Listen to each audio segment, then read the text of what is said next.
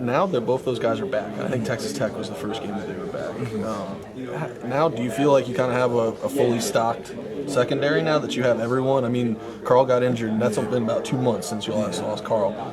Got almost everything. You have like kind of a new normal now in that secondary. Yeah, I mean, I think now that everybody's healthy and everybody's ready to go, I think we have a nice little group of guys we have in the secondary, so I'm happy about that. All right, thank you very much. Thank you.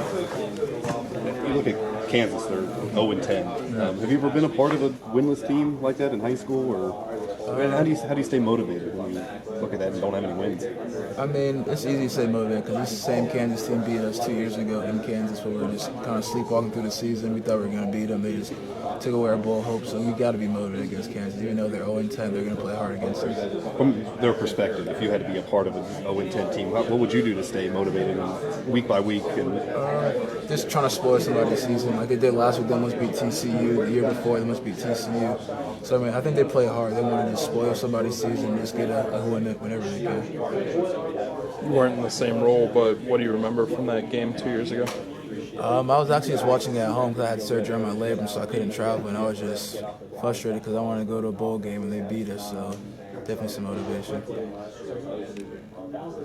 How to show you that top to bottom, the Big 12 has good teams. I mean, whether it's Baylor or Oklahoma State at the top, but even at the bottom, Kansas still plays hard every week. Yeah, I mean, definitely. Big 12 is definitely one of the hardest conferences in the country, I think, because even though the team might be 0-10, they can beat any of the Power 5 conference teams on any given day. So it's just competitive. You just got to come out ready to play.